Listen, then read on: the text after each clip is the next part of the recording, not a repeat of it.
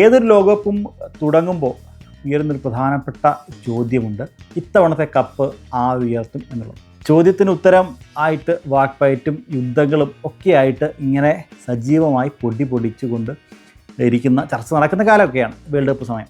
അപ്പം ഈ ടൂർണമെൻറ്റിൻ്റെ ഫേവറിറ്റുകൾ ആര് എന്നുള്ളതൊരു വലിയ ചോദ്യമാണ്. എല്ലാവർക്കും അവരവരുടേതായ ടീമുകൾ ഉണ്ടാകും. അപ്പോൾ എല്ലാവരും തങ്ങളുടെ ടീമിനെ സപ്പോർട്ട് ചെയ്യുക, അല്ലെങ്കിൽ തങ്ങളുടെ ടീമാവും കപ്പ് ഉയർത്തുക എന്നൊക്കെയുള്ള ആഗ്രഹം, സ്വപ്നങ്ങൾ, അല്ലെങ്കിൽ അത് കൃത്യമായി കണക്കൊക്കെ നിരത്തി അവതരിപ്പിക്കുന്ന ആളുകളാണ് നമുക്ക് ചുറ്റുമുള്ള ഫുട്ബോൾ ആരാധകരൊക്കെ, അല്ലേ?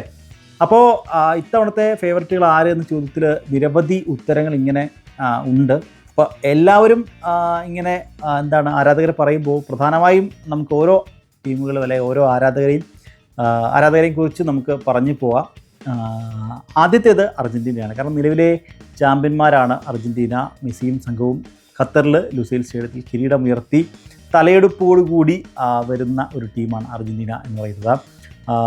ഈ ഒരു ലയണൽ സ്കലോണിയുടെ നേതൃത്വത്തിലിറങ്ങുന്ന ഈ ഒരു അർജൻറ്റീൻ ടീമിൽ പരിചയസമ്പന്നരും യുവതാരങ്ങളും അടക്കമുള്ളവരൊക്കെ ഉൾക്കൊള്ളുന്ന ഒരു ടീമാണ്. ടീമിൻ്റെ ഏറ്റവും വലിയ കരുത്ത് എന്ന് പറയുന്നത് ലയണൽ മെസ്സി തന്നെയാണ് എന്ന കാര്യത്തിൽ യാതൊരു സംശയവുമില്ല. ഒരുപക്ഷെ ഇത് മെസ്സിയുടെ അവസാന ലോകകപ്പാകും എന്ന് വിലയിരുത്തപ്പെടുന്നുണ്ട്. ഖത്തറിലും ഇത് തന്നെ ആണ് നമ്മൾ കണ്ടത്. കാരണം ഖത്തർ ലോകകപ്പിന് തൊട്ട് മുമ്പ് ഉയർന്നിരുന്ന വലിയൊരു ചർച്ചാ വിഷയം മെസ്സിയുടെ അവസാന ലോകകപ്പാണ്. അതുകൊണ്ട് മെസ്സിക്ക് വേണ്ടി ഈ ലോക കിരീടം അർജൻറ്റീന ഉയർത്തും എന്നൊക്കെ ചർച്ചകളുണ്ടായിരുന്നു. പക്ഷേ അർജൻറ്റീന എന്നാലും കിരീടം ഉയർത്തി. മത്സരം നടക്കുമ്പോഴും ഫൈനലിന് തലേ ദിവസം വരെ, കാരണം ഞങ്ങളൊക്കെ ഈ പരിശീലന ഗ്രൗണ്ടിലും അല്ലെങ്കിൽ പ്രസ് കോൺഫറൻസിലുമൊക്കെ അവർ നേരിട്ട് അവരുടെ തൊട്ടടുത്ത് വരെ പോകാൻ ആക്സസ് ഉണ്ടായിരുന്ന ആളുകളാണ് മാധ്യമപ്രവർത്തകർ. അപ്പോൾ ആ സമയത്തൊക്കെ നമ്മൾ അവരുടെ പരിശീലന ഗ്രൗണ്ടിലും അവരുടെ ആളുകളൊക്കെ ആയിട്ട് ബന്ധപ്പെടുമ്പോഴും അവർ പ്രാദേശിക മാധ്യമപ്രവർത്തകരോട്ടൊക്കെ സംസാരിക്കുമ്പോൾ അവർ പറയുന്നത് ഒരുപക്ഷെ ഈ ലോകകപ്പിൽ കിരീടം ചൂടിയാൽ മെസ്സി വിരമിക്കാനുള്ള സാധ്യതയുണ്ട് എന്നുള്ളതാണ്.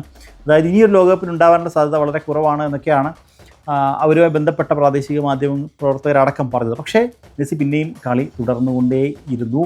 അടുത്ത 2022 കഴിഞ്ഞ് 2026 എത്തി അടുത്ത ലോകകപ്പിലും മെസ്സി കളിക്കുന്നുണ്ട്. ഒരു പക്ഷേ ഇത് മെസ്സിയുടെ അവസാന ലോകകപ്പ് ആവാനുള്ള സാധ്യത, കാരണം പ്രായം അത് വലിയൊരു ഘടകം തന്നെയാണ്.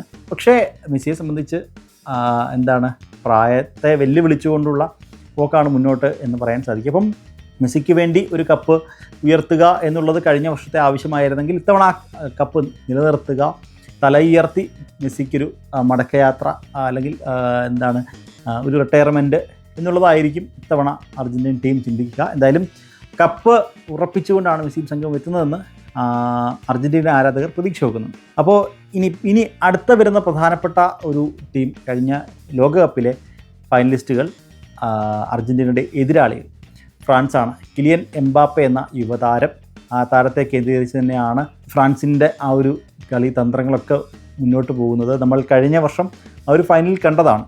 എംബാപ്പയും സംഘവും എന്ന് തന്നെ നമുക്ക് പറയാൻ കഴിയുന്ന രീതിയിലായിരുന്നു ആ ഫൈനൽ മത്സരം. കാരണം അർജൻറ്റീന ഏകപക്ഷീയമായി വിജയിച്ചു എന്ന് ഉറപ്പിച്ച ഘട്ടത്തിലാണ് എംബാപ്പെ മത്സരം ഫ്രാൻസിന് അനുകൂലമാക്കുന്ന ഒരു സാഹചര്യം ഉണ്ടായത്. ഫ്രാൻസ് മത്സരം പുറമെ ഫ്രാൻസിൻ്റെ അനുകൂലം എന്ന് പറയാൻ സാധിക്കില്ല. എന്നാൽ അർജൻറ്റീനയുടെ കയ്യിൽ നിന്നും മത്സരം പിടിച്ചു വാങ്ങി അവർ കയ്യിൽ വെച്ചു അവസാന മിനിറ്റ് വരെ, അതായത് പെനാൽറ്റി ഷൂട്ടൗട്ടിലേക്ക് വരെ പോകുന്ന സാഹചര്യത്തിലേക്ക് വരെ മത്സരം പോകുന്ന ഒരു ഘട്ടം ഉണ്ടായിരുന്നു. അതിന് അവസരം ഉണ്ടാക്കിയത് എംബാപ്പെ എന്ന യുവതാരത്തിൻ്റെ ഒരു പ്രകടനം തന്നെയാണ്. അപ്പോൾ അതും നിർണായകമാകും.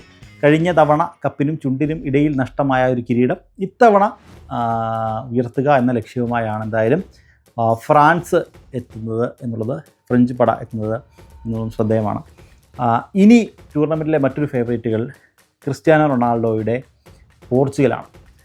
കാരണം ഈ പറഞ്ഞതുപോലെ പരിചയസമ്പന്നതയും യുവതാരങ്ങളുടെ നിരയും കോർത്തിണക്കി ആണ് ഈ പോർച്ചുഗലും എത്തുന്നത്.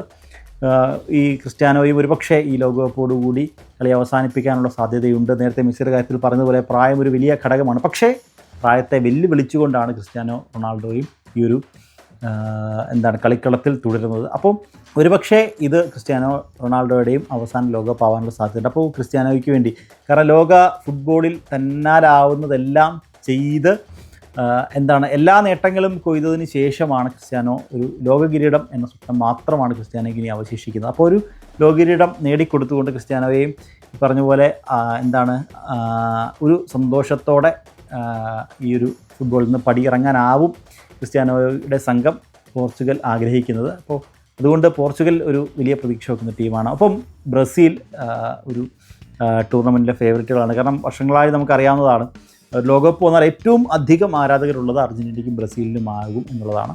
അപ്പോൾ അതും വിനീഷ്യസ് ജൂനിയറും സംഘവും വരുന്നതും ഒരു കിരീടം സ്വന്തമാക്കുക എന്ന ലക്ഷ്യത്തോടു കൂടിയാണ് എന്ന കാര്യത്തിൽ സംശയമില്ല.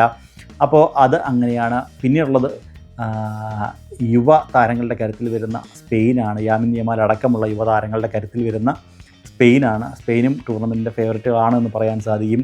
അങ്ങനെ ഇംഗ്ലണ്ട് ആയിക്കോട്ടെ, അങ്ങനെ ജർമ്മനി, അങ്ങനെ ഒട്ടനവധി ടീമുകൾ ഇങ്ങനെ വരുന്നുണ്ട്.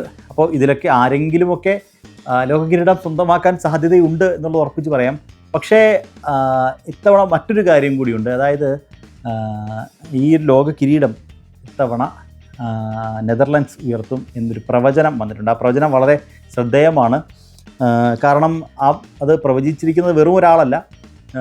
ഇതിന് മുൻപ് വേൾഡ് കപ്പുകളൊക്കെ, ലോകകപ്പുകളൊക്കെ കൃത്യമായി പ്രവചിച്ച ഒരാളാണ് പ്രവചിച്ചിട്ടുള്ളത്. അതുകൊണ്ട് അദ്ദേഹം വെറുതെ അങ്ങ് കണക്ക് കൂട്ടി പ്രവചിക്കുകയല്ല, കൃത്യമായ ഫാക്റ്റുകളുടെ അടിസ്ഥാനത്തിൽ ഇതുവരെ ടീമുകളുടെ പ്രകടനം, അതായത് കഴിഞ്ഞ കുറച്ച് നാളുകളായിട്ടുള്ള ഈ ടീമുകളുടെ പ്രകടനം വിലയിരുത്തിയതിന് ശേഷമാണ് അദ്ദേഹം ഇങ്ങനെയൊരു പ്രവചനം നടത്തിയിട്ടുള്ളത്. അപ്പോൾ അതും നെതർലൻഡ്സും ഒരു ടൂർണമെൻ്റ് ഫേവറേറ്റുകൾ ആവുകയാണ്, ഓറഞ്ച് ആർമി. പിന്നീട് എന്താണ്, ഈ ലോകകപ്പിലേക്ക് വരികയാണെങ്കിൽ എപ്പോഴും നമ്മൾ കാണുന്നതാണ് കറുത്ത കുതിരകളാകാൻ ഒരുപിടി ടീമുകൾ ഉണ്ടാവും. അങ്ങനെ കറുത്ത കുതിരകൾ ആരാകും എന്ന കാര്യത്തിൽ വലിയൊരു ചോദ്യമുണ്ട്. അപ്പോൾ അതും ഇനി അങ്ങോട്ട് വരാനിരിക്കുന്ന ദിവസങ്ങൾ വലിയ ചർച്ചയാകുന്ന കാര്യത്തിൽ സംശയമില്ല. അപ്പോൾ ഈ ഒരു ഫുട്ബോൾ ലോകത്ത് ചർച്ചകൾ ഇനി അങ്ങോട്ട് വരാനിരിക്കുന്ന ഒരു മാസം കൃത്യമായി ചർച്ചകളുടെ ദിവസമായിരിക്കും എന്ന കാര്യത്തിൽ സംശയമില്ല. ഉദ്ഘാടന മത്സരം, മെക്സിക്കോയുടെ മത്സരം ഉദ്ഘാടന ദിവസം നടക്കുന്നുണ്ട്. അപ്പോൾ അതുകൊണ്ട് തന്നെ ആരാധകർക്ക് വലിയ ആവേശത്തിലായിരിക്കും എന്ന കാര്യത്തിൽ സംശയമില്ല. ഒപ്പം ഒരു ദിവസം 3 മത്സരം വരെ പല ദിവസങ്ങളിൽ നടക്കുന്നത്. ആദ്യ ദിവസങ്ങളിലൊക്കെ ഒന്നാണെങ്കിൽ പിന്നീട് അങ്ങോട്ട് 3 മത്സരങ്ങൾ വരെ നടക്കുന്നുണ്ട്, രാത്രിയിലും പുലർച്ചെയും ഒക്കെയായി. പിന്നീട് ഇങ്ങോട്ട് വരികയാണെങ്കിൽ നേരത്തെ എല്ലാ ലോകകപ്പിലും കണ്ടുവരുന്ന ഒരു കാര്യം ഇത്തവണ ഇല്ല എന്ന് പറഞ്ഞ് വലിയൊരു ചർച്ച നടക്കുന്നുണ്ട്. അത് മറ്റൊന്നുമല്ല, ഈ ഒരു നാട്ടിലൊക്കെ ആണെങ്കിൽ സാധാരണ ലോകകപ്പ് സമയത്ത് വലിയ ആവേശമായിരിക്കും എന്നുള്ളത് സംശയം അല്ലേ. അതായത് മലപ്പുറം, കോഴിക്കോട് ഭാഗങ്ങളിലൊക്കെ ആരാധകർ തമ്മിൽ വലിയൊരു യുദ്ധം, അതായത് ഫ്ലെക്സ്, പോസ്റ്ററുകൾ, വലിയ കട്ടൗട്ടുകൾ, അങ്ങനെ യുദ്ധങ്ങൾ പതിവാണ്, ഫാൻ ഫൈറ്റ് പതിവാണ്. ഇത്തവണ ഇല്ല അല്ല, ഫാൻ ഫൈറ്റ് ഉണ്ട്. പക്ഷേ പൊതുവെ അത് വളരെ കുറവാണ് എന്നൊരു ചർച്ച സാമൂഹ്യ മാധ്യമങ്ങളടക്കം നടക്കുന്നുണ്ട്. എന്തായാലും മത്സരം ഇപ്പോൾ ഇനി കുറച്ച് സമയങ്ങളിലേ ഉള്ളൂ. ഒന്നും കൂടി കഴിഞ്ഞാൽ ലോകകപ്പിന് അങ്ങ് തെളിയുകയാണ്, പന്തുരുളുകയാണ്. അപ്പോൾ അതിനുശേഷം നോക്കാം ഈ ആവേശം എത്രത്തോളം ഉണ്ട് എന്നുള്ളത്. ഒരുപക്ഷെ എനിക്ക് തോന്നുന്നു ഇനി അങ്ങോട്ട് ആദ്യ ഗ്രൂപ്പ് ഘട്ടം കഴിഞ്ഞതിന് ശേഷം റൗണ്ട് ഓഫ് 32 മുതലൊക്കെ വലിയ ആവേശത്തിലേക്കൊക്കെ മാറും. കാരണം തങ്ങളുടെ ഫേവറേറ്റ് ടീമുകളൊക്കെ അടുത്ത ഘട്ടത്തിലേക്കൊക്കെ വരുമ്പോൾ ഈ ആവേശങ്ങളൊക്കെ ഇരട്ടിയാകുന്ന ഒരു സാഹചര്യം എന്തായാലും ഉണ്ടാകും. ഈ ലോകകപ്പിൻ്റെ ഓരോ അപ്ഡേറ്റുകളും കൃത്യമായി നിങ്ങളിലേക്ക് എത്തിക്കാൻ നമ്മളും സജ്ജമാണ്. അപ്പോൾ നമ്മളെ ഫോളോ ചെയ്യുക, നമ്മൾ കൃത്യമായിട്ട് അപ്ഡേറ്റുകളെല്ലാം എത്തിക്കും. അപ്പോൾ എന്തായാലും നാളെ ഇതേ സമയത്ത് വീണ്ടും കാണാം. This is M Nikhil Kumar, signing off.